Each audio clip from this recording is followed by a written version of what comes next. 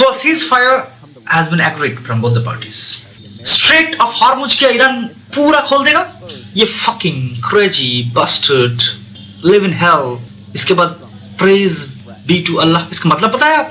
पहले fucking बोला, फिर bastard बोला, फिर क्या बोला, और उसके बाद praise be to Allah. मतलब उसे लगता है कि वो अल्लाह के खिलाफ युद्ध में आ रहे हैं, और उसे ये भी लगता था कि वो अल्लाह के खिलाफ जीत जाएंगे.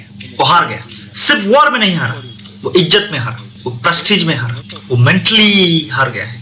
और ईरान ने जो 10 पॉइंट्स सोल्यूशन दिया था सीज फायर के लिए, जो शर्त रखा था ईरान ने, उस पर भी चर्चा होगा. यही है और डोनाल्ड ट्रंप जो हर वक्त सीज फायर का पहले ऐलान करते हैं. इंडिया पाकिस्तान का वॉर में भी वो सीज फायर का ऐलान किया. इजराइल ईरान का वॉर में भी, 12 डे वॉर में भी वो सीज फायर का ऐलान किया. लेकिन इस बार क्या पता है आपको? उसका ऐलान को किसी ने सीरियसली लिया नहीं. ईरान का सिक्योरिटी काउंसिल का एक जो प्रस्ताव है, वो उसका स्क्रीनशॉट उसका अपना सोशल मीडिया पे दिया है. जी हाँ, उसका बयान नहीं, ईरान का बयान को वो स्क्रीनशॉट करके अपना सोशल मीडिया पे वो बयान किया था ईरान का. उस चीज पे हमको गौर करना है. We have to go into that matter. 7 April में तेहरान जो नोटिफिकेशन जारी किया है उसका नेशनल सिक्योरिटी काउंसिल ने, उसमें पोटस एक है, president of the United states. ये एक बार है, लेकिन पहले लिया गया है पाकिस्तान का प्राइम मिनिस्टर का नाम, पाकिस्तान का आर्मी चीफ का नाम. पाकिस्तान का प्राइम मिनिस्टर और आर्मी चीफ का खूब तारीफ किया गया है, और बोला गया है उस प्रेस रिलीज में, उस स्टेटमेंट में, कि उनका रिक्वेस्ट पे वो राजी हो रहा है. किस बात पे राजी हो रहा है?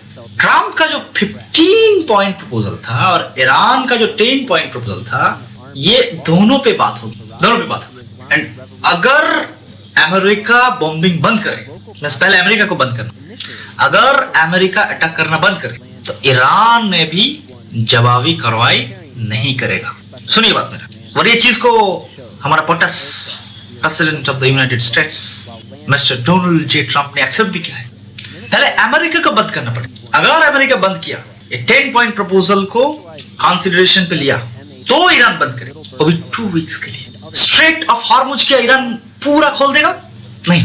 वो बोला है कि स्ट्रेट ऑफ हॉर्मुज से पैसेज पॉसिबल है, लेकिन in coordination with Iran arm forces.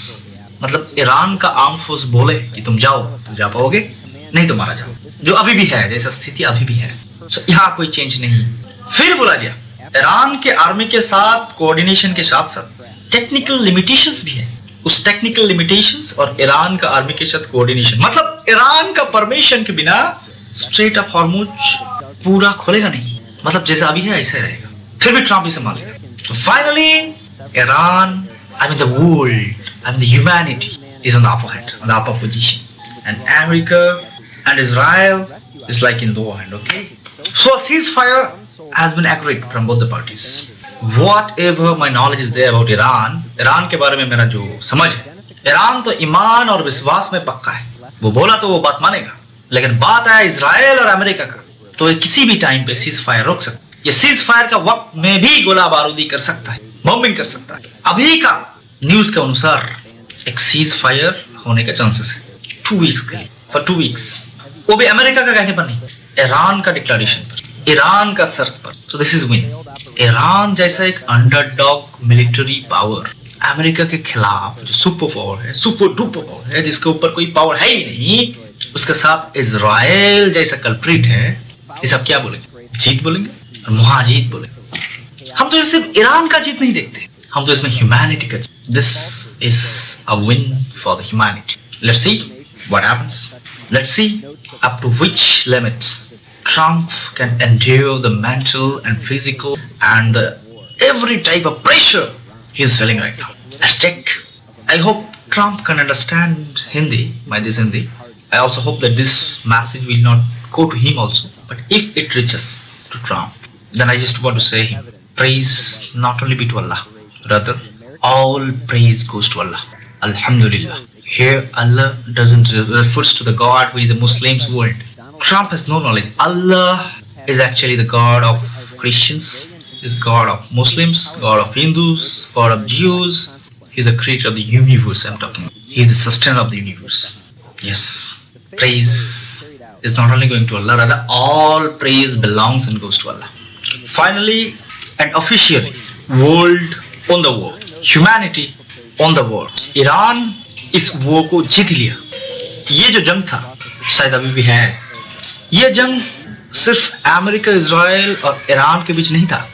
ये जंग सच में एक वर्ल्ड वॉर था। अमेरिका एंड इजराइल वो दोनों ने अटैक किया ईरान के ऊपर। वो सारा दुनिया को इनवाइट किया उसका साथ देने के लिए, बट थैंकफुली किसी ने उसका साथ नहीं दिया। किसी ने नहीं, इवन ब्रिटेन वो भी नहीं दिया, इवन उसका अपना पपेट, अपना अलायंस नाटो वो भी साथ नहीं दिया। अमेरिका का साथ नहीं दिया, इसका मतलब आप समझ सकते हो कि वो ईरान का साथ दिया। यस, वो आया नहीं ईरान के लिए लड़ने के लिए। कुछ चंद देश को छोड़ के किसी ने खुलकर विरोध भी नहीं किया, बहुत कम लोग विरोध किया। लेकिन अमेरिका के साथ नहीं आने का उनका जो फैसला है, और स्पेन, जर्मनी जैसा देशों का इसका खुल के विरोध करना, जो कि उसका नाटो का अलाइज है, ये ईरान और उसका अलाइज का एक बहुत ही बड़ा सफल, it's a very big success. So I am telling, हम कर रहे हैं कि ये युद्ध सिर्फ ईरान ने नहीं जीता है, ये ह्यूमैनिटी ने जीता। World has own the war. मेरा इस बात सुनने के लिए थोड़ा सा धीरज रखिए, क्रोनोलॉजी समझाना है। पहले अमेरिका इस युद्ध को रुकवाने के लिए, सीज फायर के लिए भीख मांगते रहे ईरान के ऊपर। उसे लगा था कि डरा के हम इस युद्ध को जीत लेंगे। वो एक 15 पॉइंट्स प्रपोजल भी था, जो प्रपोजल किसी भी एंगल से नहीं था, एक सरेंडर नोटिस था। ईरान ने उसको सिर्फ नकारा, ये बोलना बहुत ही कम हो जाएगा। ईरान ने उसे सीरियसली लिया ही नहीं। फिर एक दिन आया, ऑन कैमरा, ऑन रिकॉर्ड, मैं अमेरिका का नहीं बोलूंगा, डोनाल्ड ट्रंप का। America is a great nation, I respect it.